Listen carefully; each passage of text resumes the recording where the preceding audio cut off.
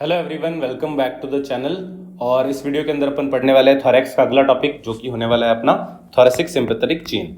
तो thoracic sympathetic chain जो है वो अपना नर्वस सिस्टम से रिलेटेड टॉपिक है। तो मैं इस वाले वीडियो से पहले तुम्हें रिकमेंड करूंगा कि तुम जो अपना जनरल एनाटॉमी के अंदर दो टॉपिक्स है, अपने दो वीडियोस है नर्वस सिस्टम के ऊपर, वो तुम देख लो।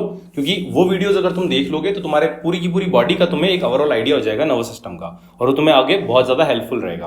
तो आई होप कि तुमने जनरल एनाटॉमी के दोनों जो नर्वस सिस्टम वाले वीडियो वो देख लिए होंगे, और फिर तुम ये वाला वीडियो देख रहे हो। ठीक है, तो इसके अंदर अपन पढ़ने वाले हैं थोरेसिक सिंपैथेटिक चेन के बारे में।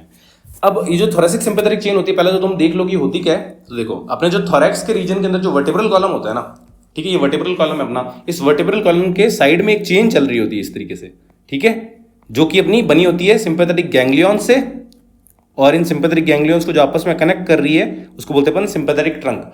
तो ये सिंपैथेटिक गैंग्लियंस होते हैं, ये जो अपन को बीड्स की तरह दिख रहे हैं, और इनको कनेक्ट करने के लिए होते हैं सिंपैथेटिक ट्रंक। और इन दोनों को मिला के अपने दोनों तरफ वर्टिब्रल कॉलम के जो ये पूरी की पूरी चेन प्रेजेंट है, इसको बोलते हैं अपन सिंपैथेटिक चेन। और थोरैक्स के लेवल पे जो ये चेन है, इसको बोलते हैं थोरेसिक सिंपैथेटिक चेन। ठीक है, तो आई होप कि तुम्हें ये तो समझ में आ गया कि सिंपैथेटिक चेन होती क्या है। अभी जो सिंपैथेटिक चेन है ना, वो पार्ट है अपना नर्वस सिस्टम का।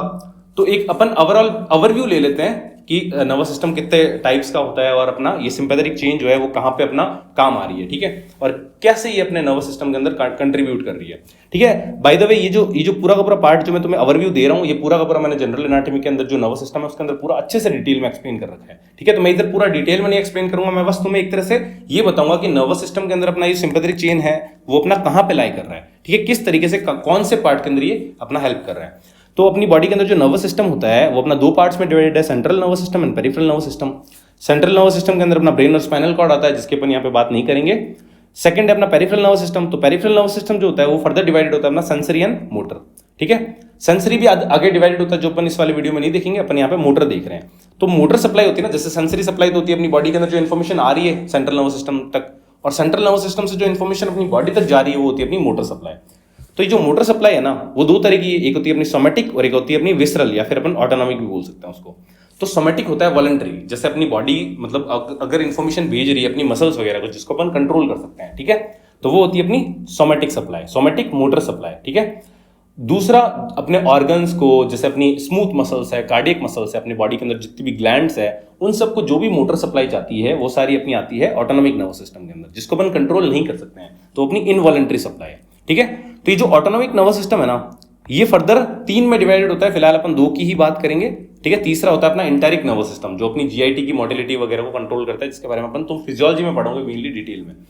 तो ऑटोनॉमिक नर्वस सिस्टम है ना, वो अपने सारे ऑर्गन्स को सप्लाई करता है, ठीक है, मोटर सप्लाई देता है, ठीक है, सेंसरी सप्लाई नहीं देता है, मोटर सप्लाई देता है, याद रखना। ठीक है, तो ये जो मोटर सप्लाई है ना ऑर्गन्स के पास, वो आती है अपनी parasympathetic and sympathetic, sympathetic and parasympathetic के थ्रू। ठीक है, तो ये जो ऑटोनॉमिक नर्वस सिस्टम है वो मोटर सप्लाई देता है ऑर्गन्स को, और ये ऑर्गन्स को मोटर सप्लाई देने के लिए दो रूट्स का इस्तेमाल करता है, एक होता है अपना सिंपैथेटिक और एक होता है अपना पैरासिम्पैथेटिक। ठीक है, जैसे हार्ट का एग्जांपल ले लेते हैं अपन, जो अपने पिछले वीडियो के अंदर ही देखा है। तो हार्ट की जो पैरासिम्पैथेटिक और सिंपैथेटिक सप्लाई है ना, ठीक है, दोनों के दोनों मोटर सप्लाई है, ठीक है, जो अपना सेंट्रल नर्वस सिस्टम से हार्ट तक इंफॉर्मेशन को लेके आ रहे हैं। ठीक है, तो ये जो सिंपैथेटिक से जो इंफॉर्मेशन आ रही है वो क्या करती है, हार्ट रेट को इंक्रीज कर देती है। ठीक है, हार्ट के कॉन्ट्रैक्शन की जो फोर्स है उसको इंक्रीज कर देती है, जो कि अपने हेल्प करती है फ्लाइट एंड फाइट रिस्पॉन्स में। मतलब अगर मान लो तुम्हारे पीछे कोई कुत्ता पड़ जाए, तब तुम्हें तेज दौड़ना है, हार्ट ज्यादा तेज कॉन्ट्रैक्ट करेगा, ठीक है, ताकि तुम्हारी वो जो मसल्स वगैरह की जो नीड है उसको पूरा कर पाए, तो हार्ट रेट वगैरह इंक्रीज हो जाती है। जब तुम अपने घर पे बैठे हो, आराम से चिल कर रहे हो, पिक्चर विक्चर देख रहे हो, तब तुम्हारे को हार्ट रेट बढ़ाने का कोई मीनिंग नहीं है। तो उस समय जो हार्ट रेट होती है तुम्हारी कम होती है, ठीक है, तुम आराम से रिलैक्स कर रहे होते हो, उस समय तुम्हारा जो पैरासिम्पैथेटिक सप्लाई है ना, उसके थ्रू तुम्हारी इंफॉर्मेशन जाती है हार्ट के पास। ठीक है, समझ में आया तुम्हें? तो सेंट्रल नर्वस सिस्टम अपने हार्ट को कंट्रोल करता है via sympathetic also and parasympathetic also, और ये इनवॉलंटरी है, तो ये अपना ऑटोनॉमिक नर्वस सिस्टम का पार्ट है। ठीक है, और ये सिंपैथेटिक एंड पैरासिम्पैथेटिक के अंदर डिवाइडेड होता है। ठीक है, तो ये जो सिंपैथेटिक सप्लाई है ना, इस सिंपैथेटिक सप्लाई के अंदर अपना कंट्रीब्यूट करता है ये थोरेसिक सिंपैथेटिक चेन। ठीक है, तो अपनी बॉडी के अंदर जो सिंपैथेटिक सप्लाई होती है उसके अंदर अपना थोरेसिक सिंपैथेटिक चेन जो है वो यूजफुल है, उसके अंदर कंट्रीब्यूट करती है। ठीक है, तो फिलहाल अपन ने देख लिया कि जो थोरेसिक सिंपैथेटिक चेन है वो कहाँ लाई कर रही है अपने नर्वस सिस्टम के अंदर, तो अपना ऑटोनॉमिक के अंदर सिंपैथेटिक नर्वस सिस्टम का पार्ट है। ठीक है, तो थोरेसिक सिंपैथेटिक चेन के बारे में पहले अपन देखते हैं कि they are involved in sympathetic part of autonomic nervous system and provide sympathetic supply to organs and involuntary muscles. ठीक है, ये तो अपन ने देख लिया। फिर it consists of 2 parallel cords with 11 to 12 ganglion and these ganglions are connected to thoracic spinal nerves via white and gray ramus communicants. ठीक है, जनरल एनाटॉमी में पढ़ाया था मैंने ये, अभी वापस दिखाऊंगा. ठीक है, तो ये पैरेलल कॉर्ड्स होती है, जैसे अपना स्पाइनल कॉर्ड है, ठीक है, या फिर अपने वर्टेब्रल कॉलम है, इसके साइड में यहाँ पे 11 से लेके 12 अपने सिंपैथेटिक गैंग्लियन से मिलकर ये चेन बनी हुई होती है दोनों तरफ. ठीक है, और इनसे जो स्पाइनल नर्व्स निकलती है ना, उन स्पाइनल नर्व्स के थ्रू को भी ये कनेक्ट करती है. मतलब ये जो अपना सिंपैथेटिक गैंग्लियन होता है, ये अपने स्पाइनल नर्व से कनेक्टेड होता है वाई दीज 2 पार्ट्स, और इनको बोलते हैं अपन ग्रे एंड व्हाइट रमस कम्युनिकेंस, जो अपन थोड़ी देर में देखेंगे डिटेल में. ठीक है, फिर जब ये नीचे की तरफ ये चेन जा रही है तो ये थोरैक्स को लीव करके एब्डोमेन में भी होती है चेन. तो अपनी क्या होता है, सर्वाइकल रीजन से शुरू होती है और ये अपना पूरा का पूरा नीचे तक जाती है अपने एब्डोमेन तक. ठीक है, तो ये लंबी सी चेन होती है, बट ये अपन थोरेसिक पार्ट को ही देख रहे हैं. तो ये जो थोरेसिक सिंपैथेटिक चेन होती है वो अपने थोरैक्स को लीव करके एब्डोमेन में जाती है, और ये कहां से पास करती है, ये पास करती है अपनी posterior to the diaphragm under the medial ligament. अगर तुमने डायफ्राम वाला लेक्चर देखा होगा तो उसके अंदर मैंने तुम्हें बताया मीडियल लिगामेंट, और उस मीडियल लिगामेंट के पीछे से जो स्ट्रक्चर्स पास करते हैं उनमें से एक क्या है अपना ये. ठीक है, थोरेसिक सिंपैथेटिक चेन भी उसका ही एक पार्ट है. So they leave thorax by passing posterior to the diaphragm under the medial arcuate ligament. ठीक है, चलो फिर it gives medial and lateral branches. अभी जो थोरेसिक सिंपैथेटिक चेन है ये अपनी मीडियल और लेटरल ब्रांचेस देती है, जिसको भी अपन थोड़ी देर में देखेंगे. ठीक है, तो अपन ने ये देखा कि अपना जो नर्वस सिस्टम है उसके अंदर जो अपने ऑर्गन्स वगैरह जितने भी है उनको सप्लाई, मोटर सप्लाई देने के लिए अपना ऑटोनॉमिक नर्वस सिस्टम रिस्पॉन्सिबल होता है. और ऑटोनॉमिक नर्वस सिस्टम अपने इनवॉलंटरी होता है, मतलब उसको अपन कंट्रोल नहीं कर सकते हैं. और ये ऑटोनॉमिक नर्वस सिस्टम होता है वो फर्दर 2 में डिवाइडेड है, मेनली सिंपैथेटिक एंड पैरासिम्पैथेटिक, जिसमें से जो सिंपैथेटिक है उसके अंदर अपना कंट्रीब्यूट करता है थोरेसिक सिंपैथेटिक चेन. अब देखो ये अपना है ट्रांसवर्स सेक्शन अपने कोई भी स्पाइनल लेवल का, जैसे कोई भी थोरेसिक स्पाइनल लेवल ले लो, उसके अंदर ये अपना ट्रांसवर्स सेक्शन है. ठीक है, ये मैंने तुम्हें जनरल एनाटॉमी में बहुत ज्यादा डिटेल में समझा रखा है. ठीक है, तो ये अपना है स्पाइनल कॉर्ड. इस स्पाइनल कॉर्ड के अंदर ये अपना ग्रे मैटर है. ठीक है, ये ग्रे मैटर वगैरह क्या होता है ये सब मैंने तुम्हें जनरल एनाटॉमी में बता रखा है. और ये अपना व्हाइट मैटर है साइड में. ठीक है, और इस स्पाइनल कॉर्ड से फिर अपनी निकलती है स्पाइनल नर्व. ठीक है, तो कैसे देखो, पीछे की तरफ से अपना निकलता है डॉर्सल रूट और आगे की तरफ से निकलता है अपना वेंट्रल रूट, और ये दोनों मिलके बना देते हैं अपनी स्पाइनल नर्व. ठीक है, ये भी अपन ने पढ़ रखा है. फिर ये स्पाइनल नर्व फर्दर डिवाइड होती है डॉर्सल रेमाई के अंदर और वेंट्रल रेमाई के अंदर. वेंट्रल रेमाई जो है वो अपना अपर लिम, लोअर लिम और anterior part of the body को सप्लाई करता है. ठीक है, सेंसरी प्लस मोटर. ठीक है, और जो डॉर्सल रेमाई अपनी बैक की मसल्स को सप्लाई करता है और बैक की स्किन को सप्लाई करता है. ये भी अपन देख चुके हैं. अब देखो जो डॉर्सल रूट है ये ओनली सेंसरी होती है, और जो अपनी वेंट्रल रूट है ये ओनली मोटर होती है. मतलब कि अपनी बॉडी से कोई भी सेंसेशन आ रही है, ठीक है, वो चाहे आगे से आए चाहे पीछे से आए. ठीक है, ये दोनों ये आती है इस तरीके से स्पाइनल नर्व के अंदर, और फिर ये पीछे से जाके अपनी स्पाइनल कॉर्ड के अंदर एंटर करती है. और जितनी भी मोटर सप्लाई होती है वो हमेशा आगे से निकलती है, यहाँ से इस तरीके से. ठीक है, ये आगे से निकलती है और अपनी ये कहीं पे भी बैक की मसल्स को या फिर आगे के मसल्स को सप्लाई करती है. तो डॉर्सल रूट ओनली सेंसरी है, वेंट्रल रूट मोटर है ओनली. और ये जो स्पाइनल नर्व है ये बोथ मोटर एंड सेंसरी, क्योंकि यहाँ पे ये दोनों के दोनों आके कंबाइन हो रहे हैं. तो स्पाइनल नर्व अपनी मिक्स्ड नर्व है, मतलब उसके अंदर मोटर भी है और अपना सेंसरी भी है. ठीक है, अब देखो जनरली अपन देखते हैं कि अपने जो मतलब जो वॉलंटरी कंट्रोल में ना, सोमैटिक जो भी अपन कंट्रोल वगैरह कर सकते हैं मसल्स वगैरह, उनके अंदर क्या होता है कि उनके लिए जो अपनी जो सप्लाई होती है ना वो यहां से होती है. यहां से ये जो है ना अपना, ये अपना anterior horn of grey horn, मतलब इसको बोलते हैं अपन एंटीरियर ग्रे हॉर्न. ठीक है, इसको अपन बोलते हैं पोस्टीरियर ग्रे हॉर्न, और इसको बोलते हैं अपन लेटरल ग्रे हॉर्न. ठीक है, ग्रे जो अपना मैटर है उसके अंदर स्पाइनल कॉर्ड के अंदर ये होता है अपना पोस्टीरियर ग्रे हॉर्न, ये एंटीरियर ग्रे हॉर्न और ये लेटरल ग्रे हॉर्न. ठीक है, एंटीरियर जो होता है अपना, इससे अपनी निकलती है जितनी भी सोमैटिक सप्लाई होती है ना, मतलब अपनी मसल्स वगैरह के लिए जो भी सप्लाई होती है वो इस तरीके से आती है, और यहाँ से स्पाइनल नर्व के थ्रू ये कहीं पे भी जाके सप्लाई कर देती है अपनी पूरी बॉडी के अंदर. ठीक है, और उसके अंदर अपन कहीं पे भी ये सिंपैथेटिक गैंग्लियन का नाम नहीं लेते हैं, ना ही सिंपैथेटिक का कोई रोल है इसके अंदर. ठीक है, सिंपैथेटिक गैंग्लियन का कहीं पे रोल नहीं आता है. सिंपल यहाँ से अपना ये मोटर न्यूरॉन निकलता है और सिंगल न्यूरॉन होता है. ठीक है, सिंगल न्यूरॉन की सेल बॉडी यहाँ पे होती है और इस तरीके से आता है, एक्सॉन निकलता है उसका, और ये जाके अपने ऑर्गन को, जैसे यहाँ कोई मसल है उस मसल को सप्लाई करना है, तो उस मसल को एक सिंगल न्यूरॉन अपनी स्पाइनल कॉर्ड से निकला और जाके अपनी बाइसेप्स को जैसे उसने सप्लाई कर दिया. ठीक है, तो ये बाइसेप्स को सप्लाई करने के लिए यहाँ से आएगा और इस मसल को सप्लाई कर देगा. ठीक है, इस तरीके से. बट जहां पे अपन बात करते हैं विसरल ऑर्गन्स वगैरह को सप्लाई करने के लिए मोटर सप्लाई, तो उसके अंदर अपना ये सिंपैथेटिक गैंग्लियन काम में आता है. ठीक है, तो देखो अब अपने अंदर, अपने बॉडी के अंदर जो सिंपैथेटिक सप्लाई है ना ऑर्गन्स वगैरह के लिए, वो अपनी एक फिक्स लेवल पे ही ओरिजिनेट होती है. ठीक है, कहां पे, T1 से लेके L2. ये जो T1 से लेके L2 का जो लेवल है ना स्पाइनल कॉर्ड का, उस लेवल पे एक एक्स्ट्रा हॉर्न प्रेजेंट होता है जिसको अपन बोलते हैं लेटरल ग्रे हॉर्न. ठीक है, अपनी बाकी की जो स्पाइनल कॉर्ड है ना उसके अंदर ये लेटरल ग्रे हॉर्न नहीं प्रेजेंट होता है, उनके अंदर ओनली ये पोस्टीरियर ग्रे हॉर्न और एंटीरियर ग्रे हॉर्न ही होते हैं. ठीक है, बट अपना T1 से लेके L2 के लेवल पे जो स्पाइनल कॉर्ड होती है वहां पे एक एक्स्ट्रा हॉर्न प्रेजेंट होता है जिसको अपन बोलते हैं लेटरल ग्रे हॉर्न। तो ये अपना हो गया लेटरल ग्रे हॉर्न, और इस लेटरल ग्रे हॉर्न से ही अपनी ओरिजिनेट होती है sympathetic supply of the whole body. पूरी की पूरी बॉडी की जो सिंपैथेटिक सप्लाई है वो यहीं से ओरिजिनेट होती है इस तरीके से, और ये जाके फिर ये इस गैंग्लियन के अंदर जाती है। ठीक है, तो एक चीज अपन को ये समझ में आई पहले तो कि अपने जो सोमेटिक सप्लाई होती है ना बॉडी की, ठीक है, मसल्स वगैरह को, उसके अंदर एक सिंगल न्यूरॉन चाहिए होता है। ठीक है, अपनी बॉडी के अंदर सिंगल न्यूरॉन, अपनी मान लो स्पाइनल कॉर्ड से वो न्यूरॉन निकला और अपना जाके वो पूरी की पूरी मसल तक सिंगल न्यूरॉन सप्लाई कर रहा है। ठीक है, उसका एक्सॉन। मगर जो अपना सिंपैथेटिक या फिर पैरासिम्पैथेटिक सप्लाई है, जो ऑटोनॉमिक नर्वस सिस्टम जो अपने ऑर्गन्स वगैरह को सप्लाई करता है, उसके अंदर दो न्यूरॉन्स चाहिए होते हैं। एक न्यूरॉन जो अपनी सेंट्रल नर्वस सिस्टम से जाके गैंग्लियन तक जाता है, और दूसरा उस गैंग्लियन से अपने विसरल ऑर्गन तक जाता है। ठीक है, जैसे देखो ये लत से अपनी स्पाइनल कॉर्ड है, इस स्पाइनल कॉर्ड से ये अपना न्यूरॉन निकला और ये जाके अपना इस गैंग्लियन के अंदर जाके रिले कर गया, मतलब वहां पे खत्म हो गया। फिर इस गैंग्लियन से एक नया न्यूरॉन निकलता है और वो जाके अपना ऑर्गन तक सप्लाई करता है। ठीक है, तो यहाँ पे दो न्यूरॉन चाहिए। ठीक है, और दो न्यूरॉन का नाम क्या होगा? एक गैंग्लियन से पहले है तो उसको बोलते हैं अपन प्री गैंग्लियनिक फाइबर, और एक इस गैंग्लियन के बाद में तो इसको बोलते हैं अपन पोस्ट गैंग्लियनिक फाइबर। ठीक है, मगर ऐसा कुछ भी अपना जैसे अपने बाइसेप्स वगैरह की मसल्स को सप्लाई करना, तो ऐसा कुछ नहीं होता। उसके अंदर क्या होता है, स्पाइनल कॉर्ड से ये निकलता है और डायरेक्ट जाके अपने मसल को सप्लाई कर देता है। तो सिंगल न्यूरॉन चाहिए होता है। तो पहला डिफरेंस तो यही है। तो अब पहले अगर देखो, अगर अपन को डिटेल में थोरेसिक सिंपैथेटिक चेन पढ़ना ही है तो अपन को पहले तो पाथ तो पता होना चाहिए ना कि कैसे नर्व फाइबर्स वगैरह निकलते हैं, वो कहाँ कहाँ जा रहे हैं, किस तरीके से अपने ऑर्गन्स को सप्लाई कर रहे हैं। तो पाथ देखते हैं पहले अपन नर्व फाइबर्स का। तो it takes 2 motor neurons to reach the organ. ठीक है, तो देखो यहां से अपना ओरिजिनेट होता है अपनी पूरी बॉडी का सिंपैथेटिक सप्लाई। कहां से ओरिजिनेट होता है? T1 से लेके L2 के स्पाइनल लेवल पे। तो यहां से ओरिजिनेट हुआ, फिर ये इस तरीके से अपना वेंट्रल रूट के थ्रू आएगा, क्योंकि वेंट्रल रूट के अंदर ही सारे मोटर सप्लाई होती है, तो यहीं से वेंट्रल रूट के थ्रू आएगा। फिर उसके बाद ये स्पाइनल नर्व के अंदर एंटर हुआ, और फिर ये जाके सिंपैथेटिक गैंग्लियन जो होता है ना अपनी बॉडी का, उसके अंदर जाके ये रिले कर जाता है। ठीक है, और इसको बोलते हैं अपन प्री गैंग्लियनिक फाइबर। ठीक है, प्री गैंग्लियनिक फाइबर। और ये प्री गैंग्लियनिक फाइबर जो होता है वो माइलिनेटेड होता है, मतलब उसके अंदर एक उसके ऊपर माइलिन शीट की कवरिंग होती है। ठीक है, तो अगर माइलिन शीट की कवरिंग होती है उसके ऊपर, इस तरीके से माइलिन शीट ने कवर कर रखा है, तो ये और ये यहां से एंटर करता है। ठीक है, यहां से एंटर नहीं करता, ये इधर से घूम के इधर से एंटर करता है। तो ये यहां से एंटर करता है और माइलिन शीट से कवर्ड है ये न्यूरॉन। तो माइलिन शीट होती है वो अपना व्हाइट कलर इंपार्ट करती है। ठीक है ना, तो व्हाइट कलर की दिखती है वो।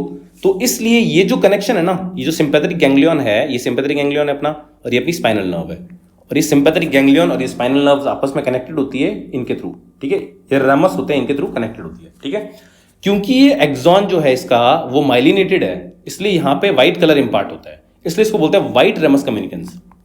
ठीक है, और उसके बाद जो ये पोस्ट गैंग्लियनिक न्यूरॉन जो है ना वो यहाँ से ओरिजिनेट होता है, और इस तरीके से अपना जाके अपना ये स्पाइनल नर्व के साथ साथ ही ट्रेवल करता है, और अपनी ये जो साइड में पूरी की पूरी पेरिफेरी के अंदर जितने भी अपने जो ये हेयर्स होते हैं, हेयर्स की जो मसल्स होती है ना जो पिलो इरेक्शन में हेल्प करती है, उनको, स्वेट ग्लैंड्स को, अपने जो ब्लड वेसल्स है उनकी वेजो कंस्ट्रिक्शन वगैरह के लिए रिस्पॉन्सिबल होता है। ठीक है, तो ये न्यूरॉन जाके वहां पे सप्लाई करता है। और ये न्यूरॉन जो होता है अपना, जो पोस्ट गैंग्लियनिक न्यूरॉन है, ये अपना डीमाइलिनेटेड होता है, मतलब ये इसके ऊपर कोई भी माइलिन शीट नहीं होती है। क्योंकि इसके ऊपर कोई भी माइलिन शीट नहीं होती है, इसलिए सारे के सारे फाइबर जो होते हैं वो ग्रे कलर के दिखते हैं एक साथ। ठीक है, तो इसलिए इसको बोलते हैं अपन ग्रे रेमस कम्युनिकेंस। ठीक है, तो व्हाइट रेमस कम्युनिकेंस इसलिए होता है क्योंकि जो प्री गैंग्लियनिक फाइबर होता है वो माइलिनेटेड होता है, तो व्हाइट कलर का दिखता है, और पोस्ट गैंग्लियनिक फाइबर जो होता है वो ग्रे कलर का दिखता है क्योंकि वो डीमाइलिनेटेड होता है, उसके ऊपर कोई भी माइलिन शीट नहीं होती है। ठीक है, और ये अपना क्या हो गया? Sympathetic ganglion.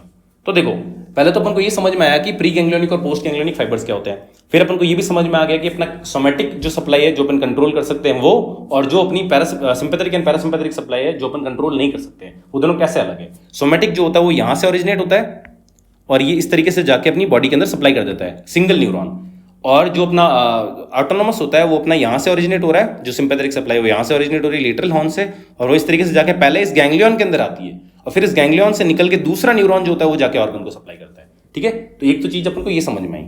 अब देखो ये जो अपना प्री गैंग्लियनिक फाइबर होता है ना, इसके पास 3 पाथ होते हैं, मतलब इसके पास 3 चॉइसेस होती है कि क्या करता है। ठीक है, उसी के बेसिस पे अपन आगे जो अपना स्प्लैंक्निक नर्व्स वगैरह वो पढ़ते हैं। ठीक है, तो देखो पहला पाथ क्या है अपना, यहां से ओरिजिनेट हुआ इस तरीके से। ठीक है, और ये जाके इस सिंपैथेटिक जो अपना गैंग्लियन है इसके अंदर जाके ये रिले कर गया, और यहां से अपना दूसरा मतलब शुरू हुआ पोस्ट गैंग्लियनिक नर्व फाइबर, और वो जाके अपना ऑर्गन को सप्लाई कर देता है, या फिर अपना कहीं पे भी पेरिफेरल रीजन्स के अंदर सप्लाई कर देता है। ठीक है, पहला बात तो ये हो गया कि ये यहाँ पे आके रिले कर गया। दूसरा ये अगर तुम ब्राउन कलर में देखो तो मैंने ये बनाया हुआ इस तरीके से, और ये जाके रिले कर ही नहीं रहा है इसके अंदर, ये बिना रिले करे ही बाहर चला जाता है। ठीक है, और जैसे अपना मान लो कोई ऑर्गन है इधर, ठीक है, लेट्स से यहाँ पे कोई ऑर्गन है, ठीक है। तो इस ऑर्गन के पास में एक क्या होता है, गैंग्लियन प्रेजेंट है, ठीक है। ये जाके बाहर निकल के विदाउट रिलीइंग इन दिस गैंग्लियन, ये जाके बाहर उस ऑर्गन के पास जाके उस गैंग्लियन के अंदर रिले कर देता है और फिर वहां से दूसरा जो नर्व फाइबर है पोस्ट गैंग्लियन, वो जाके अपना ऑर्गन को सप्लाई कर देता है, ठीक है। तो ये जो होता है ना, मतलब ये अपना लेटरल ग्रेन से ओरिजिनेट हुआ, इस तरीके से आया अपना, ठीक है, और ये विदाउट रिलेइंग बाहर निकल गया, ठीक है, और ये अपना कोई अलग ही गैंग्लियन के अंदर जाके रिले कर रहा है ऑर्गन के पास। ऐसे नर्व फाइबर्स को अपन बोलते हैं स्प्लैंक्निक नर्व्स, ठीक है, स्प्लैंक्निक नर्व्स, ठीक है। और अगर ये थोरैक्स वाले रीजन से निकल रही है तो इसको बोलते हैं थोरेसिक स्प्लैंक्निक नर्व्स, ठीक है। और ये काफी इंपॉर्टेंट टॉपिक है, यूनिवर्सिटीज के अंदर आता है तुम्हारे, ठीक है। तो स्प्लैंक्निक नर्व किसको बोलते हैं, जो कि अपनी प्री गैंग्लियोनिक नर्व फाइबर है, जो कि अपना रिले नहीं करता है थोरेसिक सिंपैथेटिक गैंग्लियन के अंदर, और ये डायरेक्ट बाहर निकल जाता है, ठीक है। तो पहला बात ये हो गया कि वो यहां रिले कर दे, ठीक है, और दूसरा यहीं से निकल जाए। दूसरा ये है कि वो निकल जाए विदाउट रिलिंग। तीसरा क्या है, तो ये तो अपन को ट्रांसवर्स सेक्शन दिख रहा है। अगर अपन उसको सामने से देखें इस तरीके से, तो ये अपना स्पाइनल कॉर्ड है पूरा का पूरा, और यहाँ पे अपना इस तरीके से सिंपैथेटिक गैंग्लियन से अपने, जिसके अंदर ये पूरी की पूरी चेन जो है ना, इसके अंदर ये सिंपैथेटिक गैंग्लियन से सारे के सारे, और ये सिंपैथेटिक गैंग्लियंस आपस में कनेक्टेड है वाया दी सिंपैथेटिक ट्रंक्स, ठीक है। तो एक मैंने क्या बताया, पहला पाथ क्या है, यहां से ओरिजिनेट हुआ ये प्री गैंग्लियोनिक फाइबर और यहां पे रिले कर गया, और यहां से अपना सेकंड वाला निकल के अपना सप्लाई कर देता है ऑर्गन को, ठीक है, या फिर कहीं पे भी। दूसरा क्या है, दूसरा है कि ये अपना डायरेक्ट निकल गया, इस गैंग्लियन में रिले ही नहीं करा, फिर ये नीचे जाके कहीं और किसी दूसरे ही गैंग्लियन के अंदर रिले कर रहा है और वहां से अपने ऑर्गन्स को सप्लाई करने के लिए आगे वाली नर्व्स निकल रही है, ठीक है।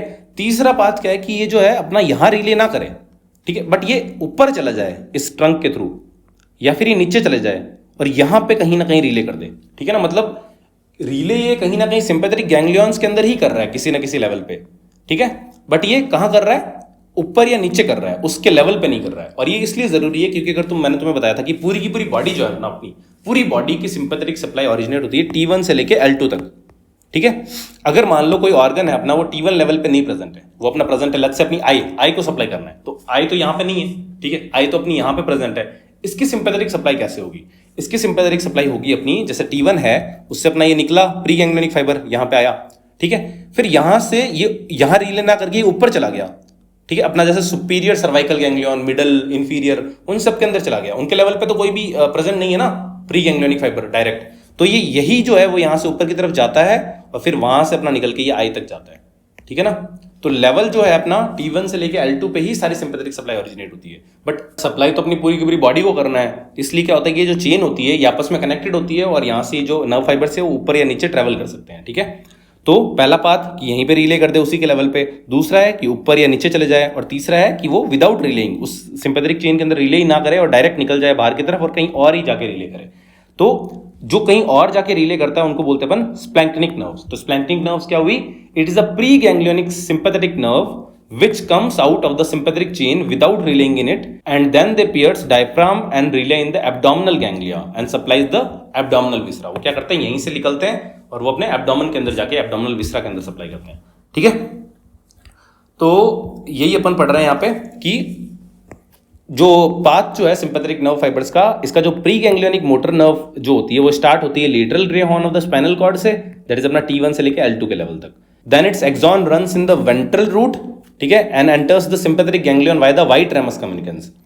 Now it can have different paths. पहला पाथ क्या है, it can relay in the ganglion, ठीक है, it can relay in the ganglion and the post ganglionic fibre then carry the information and exit by the grey ramus, ठीक है, communicans and runs with the somatic nerves to supply arrector pili muscle of the skin, ठीक है, जो कि अपना goose bumps के लिए responsible होती है।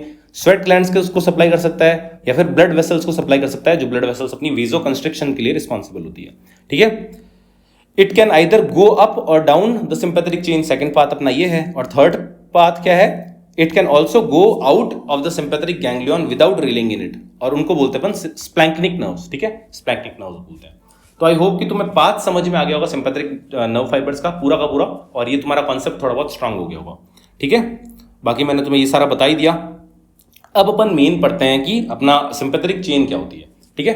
तो अपनी सिंपैथेटिक चेन अपनी बॉडी के अंदर दो होती है, एक होती है अपनी, जैसे यहाँ वर्टेब्रल कॉलम है, इस वर्टेब्रल कॉलम के लेफ्ट साइड में लेफ्ट सिंपैथेटिक चेन होती है और राइट साइड में राइट सिंपैथेटिक चेन होती है, ठीक है।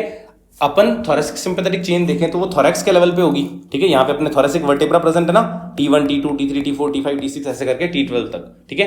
तो इन T1 के लेवल पे जो अपनी सिंपैथेटिक चेन प्रेजेंट है उसको बोलते हैं T1, वैसे ही T2 के लेवल पे जो प्रेजेंट है उसको बोलते हैं T2, फिर ऐसे ही करके अपने सारों का नाम है, ठीक है। तो T1 T2 T3 T4 T5 T6 T7 T8 T9 T10 T11 and T12, ये सारे के सारे अपने थोरेसिक सिंपैथेटिक चेन का पार्ट है, ठीक है। ऐसा नहीं है कि यहाँ पे खत्म हो जाती है चेन तो आगे भी जाती है नीचे की तरफ और, ठीक है, एब्डोमेन के अंदर, बट अपन भी फिलहाल थोरेसिक सिंपैथेटिक चेन पढ़ रहे हैं तो यहीं तक होती है अपनी, ठीक है।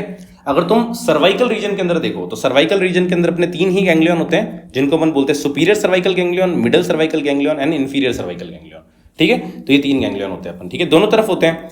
कभी कभी क्या होता है कि जो इंफीरियर सर्वाइकल गैंग्लियन होता है वो T1 के साथ फ्यूज्ड होता है, ठीक है, और उसको दोनों को मिला के फिर अपन बोल देते हैं स्टेलेट गैंग्लियन, ठीक है।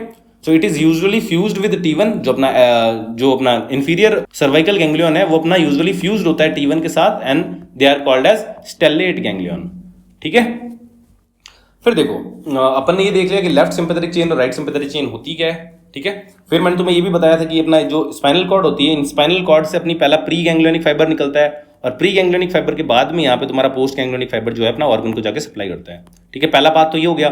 दूसरा मैंने बताया था कि वो यहाँ ना रिले करके वो ऊपर या नीचे जा सकता है, और तीसरा मैंने बताया था कि वो विदाउट रिलेइंग वो क्या है अपना बाहर चले जाए, ठीक है, इस तरीके से, और वो बना देता अपना स्प्लैंक्निक नर्व्स। तो पहले तो ये हो गया। अब देखो अपन थोरेसिक सिंपैथेटिक चेन की बात कर रहे हैं, तो थोरेसिक सिंपैथेटिक चेन की कुछ ब्रांचेस होती है, ठीक है। तो यहाँ इनसे थोरेसिक सिंपैथेटिक चेन से जो भी ब्रांचेस निकल रही है, जो भी नर्व फाइबर्स निकल रहे हैं, उनके बारे में अपन देखते हैं। तो पहली बात तो क्या है कि ये देखो अपन ने यहाँ पे देखा था कि ये इस तरीके से अपना पहला पाथ तो ये होता है, ये वाला जो यहाँ पे रिले कर देता है और यहाँ से फिर अपना अगला वाला जाके रिले करता है। तो जो नर्व फाइबर्स जो होते हैं वो अपनी सोमेटिक नर्व्स के साथ साथ ट्रैवल करते हैं, ठीक है, और पेरिफेरी के अंदर जाते हैं, जैसे अपना अपर लिम, लोअर लिम, इन सब के पेरिफेरी के अंदर जो जा रहा है सिंपैथेटिक सप्लाई लेके, वो सोमेटिक नर्व के साथ साथ ही ट्रेवल करता है। वो अपनी स्किन वगैरह के जो ये जो अपनी मसल्स है, ठीक है, जो कि अपनी हेयर्स को खड़ा करने के अंदर रिस्पॉन्सिबल होती है, स्मूथ मसल्स जो अपने कंट्रोल में नहीं होती, जो गूज बम्स के लिए रिस्पॉन्सिबल होती है, वो वाली मसल्स, ठीक है। फिर अपनी स्वेट ग्लैंड्स, फिर अपना वेजो कंस्ट्रिक्शन जो है ब्लड वेसल्स का वो कराने के लिए, तो वो सबके लिए जो नर्व्स होती है वो अपनी हर एक स्पाइनल लेवल से निकलती है, ठीक है, T1 से लेके T12 सबसे निकलती है वो, ठीक है। तो इन ब्रांचेस को अपन बोलते हैं लेटरल ब्रांचेस, क्योंकि ये अपनी स्पाइनल कॉर्ड की तरफ नहीं जाके सेकंड मतलब बाहर की तरफ निकलती है, ठीक है ना। जैसे अपना क्या होता है कि यहाँ पे अपना वर्टेब्रल कॉलम प्रेजेंट है ना, तो ये वर्टेब्रल कॉलम से बाहर की तरफ, दूर की तरफ जाती है, इसलिए इसको बोलते हैं लेटरल ब्रांचेस। और जो अंदर की तरफ निकलती है उनको बोलते हैं अपन मीडियल ब्रांचेस। तो पहले अपन देखते हैं लेटरल ब्रांचेस। तो लेटरल ब्रांचेस जो होती है वो हर एक से निकलती है, यहाँ पे मैंने बनाई नहीं है, हर एक से निकलती है इस तरीके से, ठीक है। तो lateral branches all the T1 से लेके T12 gives lateral branches to supply the limbs body wall, ठीक है। और इनका एक्शन क्या होता है? इनका एक्शन होता है piloerection, that is goose bumps, vasoconstriction, sweat glands का प्रोडक्शन, मतलब स्वेट का production by these sweat glands. तो ये है इनका फंक्शन लेटरल ब्रांचेस का। मगर वहीं पे अगर अपन मीडियल ब्रांचेस की बात करें तो मीडियल ब्रांचेस जो होती है वो भी अपनी सारों से निकल रही है, बट ये अलग अलग लेवल पे होती है। देखो तो T1 से लेके T5 जो गैंग्लियन है उनसे जो अपनी पोस्ट गैंग्लियोनिक नर्व फाइबर्स निकलते हैं ना, वो पार्टिसिपेट करते हैं कार्डियक प्लेक्सिस के अंदर, इसोफेजियल प्लेक्सिस के अंदर और ऑर्टिक प्लेक्सिस के अंदर, और भी प्लेक्सिस होते हैं उनके अंदर पार्टिसिपेट करते हैं। और फिर जैसे अपना कार्डियक प्लेक्सिस अपन ने पिछले वीडियो के अंदर देखा, ठीक है, आई होप कि तुम्हें पता होगा, अपन ने पिछली वीडियो के अंदर ये पढ़ा था। देखो T1 T2 T3 T4 T5 इन सबसे ये जो अपने पोस्ट गैंग्लियोनिक फाइबर्स है ना, प्री गैंग्लियोनिक नहीं है। देखो प्री गैंग्लियोनिक फाइबर जो होता है वो यहाँ तक आया अपना और यहाँ रिले कर गया, और यहाँ से जो निकले ना बाहर की तरफ, बट ये मीडियल साइड में निकले, ठीक है ना, लेटरल साइड में नहीं निकले हैं। तो ये मीडियल साइड के अंदर जो निकले हैं वो जाके अपना डीप कार्डियक प्लेक्सिस और सुपरफिशियल कार्डियक प्लेक्सिस बनाते हैं, पिछले वीडियो में देखा था अपन ने। तो ये जो T1 से लेके T5 तक ये जो निकल रहे हैं ना इस तरीके से, ये अपना cardiac plexus, oesophageal plexus, aortic plexus, ये सब बनाने में हेल्पफुल होता है, ठीक है। यहाँ से इस तरीके से निकलते हैं, ठीक है ना, इस तरीके से जाके निकल के ये जाके अपने प्लेक्सिस के अंदर कंट्रीब्यूट करते हैं।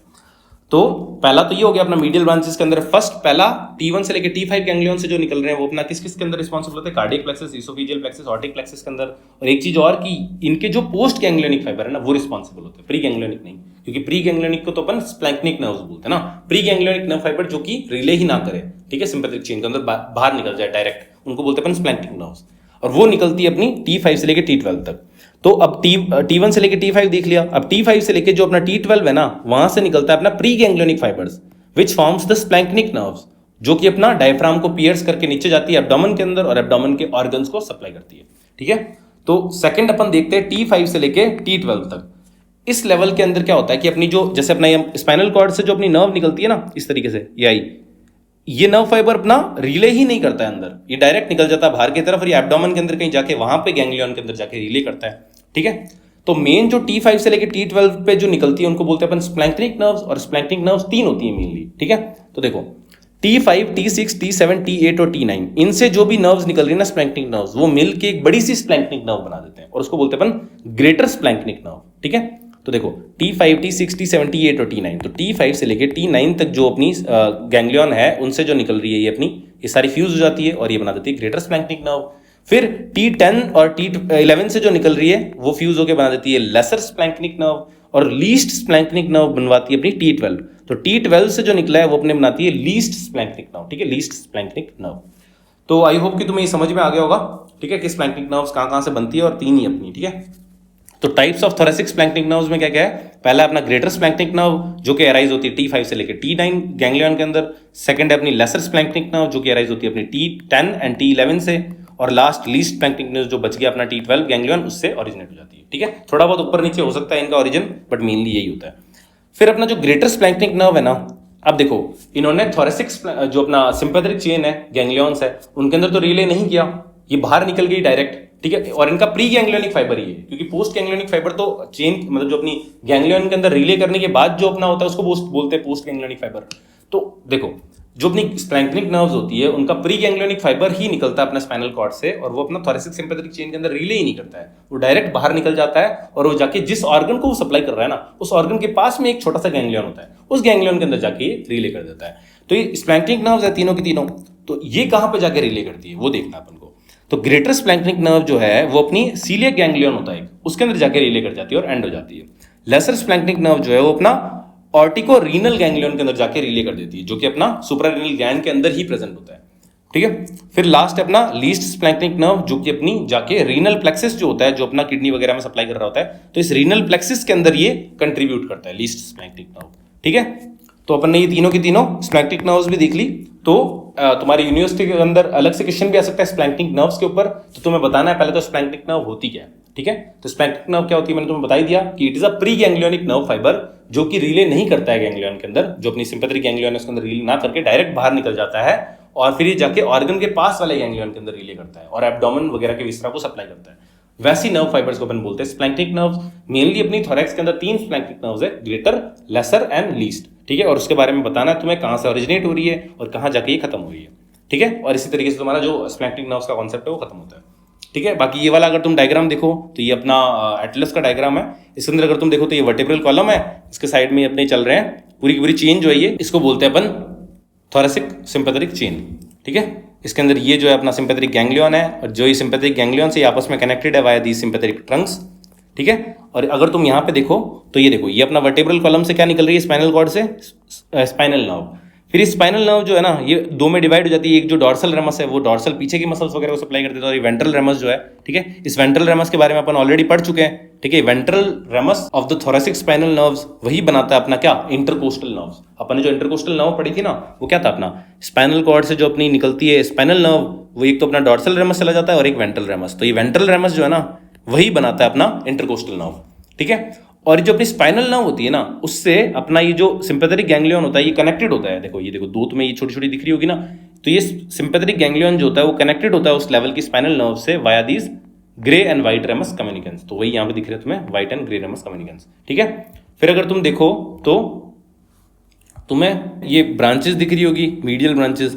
तो इन्हीं मीडियल ब्रांचेस के अंदर T5 से लेके जो अपने T9 के लेवल पे होती है वो अपनी मिलके बना देती है ग्रेटर स्प्लैंक्निक नर्व। ठीक है, ये देखो ये अपने T5 से लेके ये होगी अपनी ग्रेटर स्प्लैंक्निक नर्व, फिर ये वाली जो दिख रही है तुम्हें अपनी लेसर स्प्लैंक्निक नर्व, और फिर ये लास्ट वाली लीस्ट स्प्लैंक्निक नर्व। ठीक है, तो ये हो गया अपना पूरा का पूरा थोरेसिक सिंपैथेटिक चेन वाला टॉपिक खत्म। और इसके अंदर मेन तो तुम्हारा जो स्प्लैंक्निक नर्व्स है उसके ऊपर तुम्हारा शॉर्ट नोट आ सकता है। ठीक है, तो तुम इसको अच्छे से कवर करके जाना। तो आई होप कि तुम्हें ये समझ में आ गया होगा। इसके रिगार्डिंग तुम्हें कोई भी डाउट है तो तुम पूछ सकते हो मेरे को कमेंट्स में। ठीक है, इस वीडियो के बाद में अपन थोरैक्स के अंदर अगला टॉपिक पढ़ने वाले हैं, वो है अपना ऑर्टा के बारे में, जिसके अंदर अपन ascending aorta, arch of aorta और डिसेंडिंग थोरेसिक ऑर्टा के बारे में पढ़ने वाले हैं। उसके अंदर मेनली तुम्हारा जो आर्च ऑफ ऑर्टा होता है वो काफी ज्यादा इंपॉर्टेंट है यूनिवर्सिटी के पॉइंट ऑफ व्यू से। तो उस वाले टॉपिक को अगर तुम्हें पढ़ना है तो तुम एंड स्क्रीन पे क्लिक करो। मिलते हैं उस वाले वीडियो के अंदर, तब तक के लिए ओके बाय।